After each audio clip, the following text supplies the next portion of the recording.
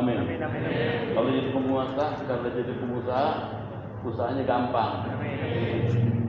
Rezeki ngerojok. Amin. Masih kuat? Kuat. Lanjut. Apalagi suratul muluk. Baca surah Al-Muluk. Kata Rasul, suratul muluk tamna'u azabal qabri. Surat Al-Muluk kalau dibaca bisa mencegah azab kubur. Suka atau tidak suka, setuju atau tidak setuju, kita bakal pindah nih dari Jelambar. Diam aja. Pindah. Gak selamanya tinggal di Jelambar. Kita bakal pindah ke tempat yang baru, ke kubur. Kalau di Jelambar rumahnya enak, ada AC-nya ya. Ada AC-nya, tidurnya empuk. Kita kepengen juga di sana adem. Kita pengen juga di sana ke tempat tidurnya enak. Kalau kepengen di kubur enak, baca surah Al-Muluk. Cuma 30 ayat, pendek-pendek. Kalau dibaca nggak sampai 5 menit kelar. Kalau hafal. Orang Ihsanul biasa yang baca itu. Kenapa? Penting. Emang ada buktinya? Ada hadis Ibnu Mandah. Ibnu Mandah ini kerjanya ngebersihin kuburan. Ketika dia ngebersihin kuburan, tiba-tiba kayaknya kejeblos. Atau kejeblos? Ya, masuk ke dalam. Terprosok. Begitu kakinya kejeblos, diangkat, ada lubang di situ. Di balik lubang itu dia ngedengar orang yang di dalam kubur itu lagi baca surah Al-Muluk. Kayak kaset diputer. Satu kali baca, balik lagi, baca lagi. 2-3 kali dia dengerin orang di kubur itu baca surah Al-Muluk 3 kali, ditutup tuh lubang kuburnya. Dia kemudian datang buru-buru kepada Rasulullah. Ya Rasulullah, jitu min qabri fulan. Saya barusan dari kubur si fulan, katanya.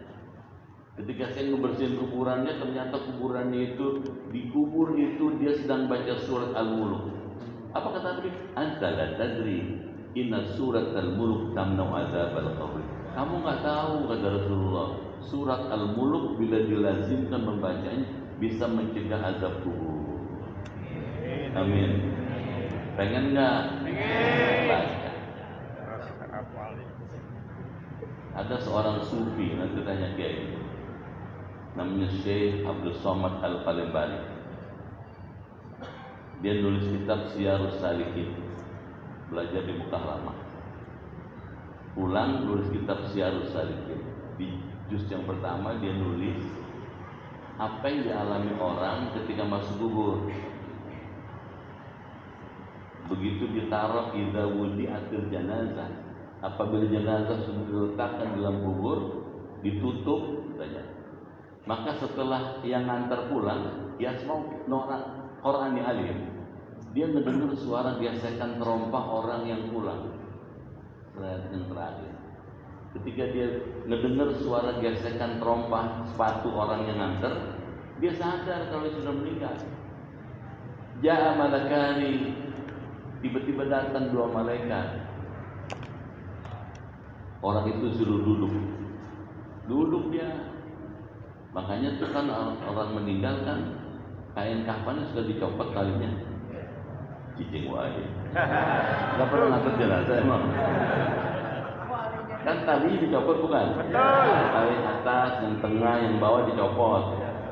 Dia mau duduk entar. Duduk deglek. Nyandar. Ditanya sama malaikat, ma ilmu kabihadar rajul, kata malaikat. Apa ilmu saudara tentang orang ini? Dikasih lihat Rasulullah. Coba. Seumur-umur belum pernah lihat Rasul. Kumaha jawabnya? Gimana jawabnya? Nggak tahu siapa ini. HP nggak bawa. Mudahnya orang nggak mungkin. Kalau bawa juga nggak ada sinyal di sana. Gimana jawabannya? Kita sendirian, malaikat berdua no. gede-gede, gagah-gagah. Oh, Syekh Abdul Somad mengatakan, sholat yang biasa Bapak Ibu kerjakan, syahadat yang tiap hari kita ucapkan, sholawat yang tiap hari kita lazimkan, itu memberi input, memberi masukan. Kata sholat kita, kata sholawat kita, kata ibadah kita, wa Abdullah wa Rasul, dia hamba Allah dan Rasul. Dalam hadis Muslim dikatakan ketika malaikat nanya kepada orang yang meninggal itu, dia jawab, fa'ammal mu'min. Adapun orang mukmin akan menjawab, wa Abdullah wa Rasul, dia hamba Allah dan Rasulnya. Kata bapak, dia hamba Allah, Rasulnya Allah, Nabi Muhammad. Yaj'al qabru raudhah, Allah jadikan kuburnya taman surga. Amin. Endahna kabina-bina. Aduh, bagus banget, taman surga. Makanya kan kalau ada orang meninggal doanya kan, Allahumma ij'al qabru raudhatan.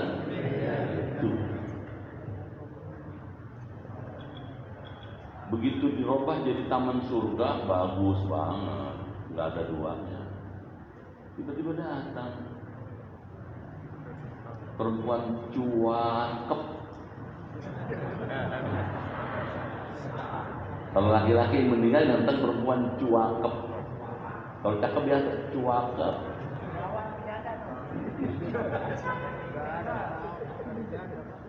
Kalau yang meninggal perempuan, yang datang laki-laki ganteng. Ibu didatangi laki-laki ganteng kan ner-neran dong. Mana sendirian, ada laki-laki. Ibu tanya, siapa kamu? Kok waktu saya tinggal di Jelambar gak pernah ketemu sih?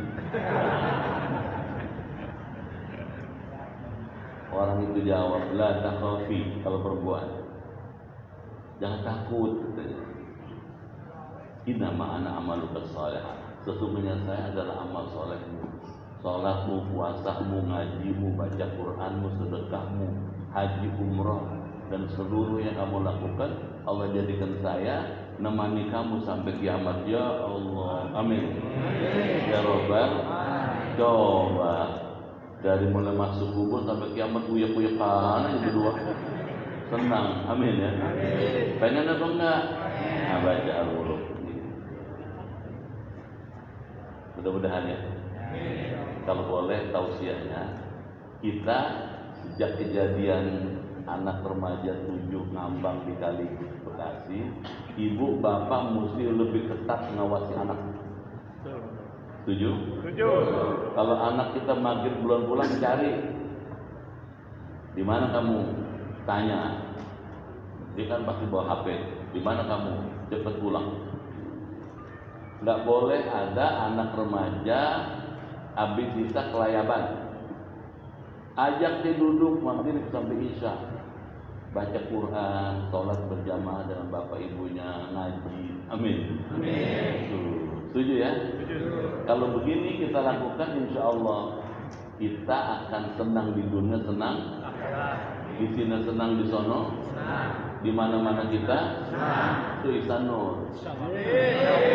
Jangan sampai di sini susah, di sono belangsak. Kenapa? Nggak pakai Quran. Jadi pakai Quran nih. Setuju ya? Setuju. Cuman ngaji kalau kebanyakan lama-lama gedek sama saya. Lama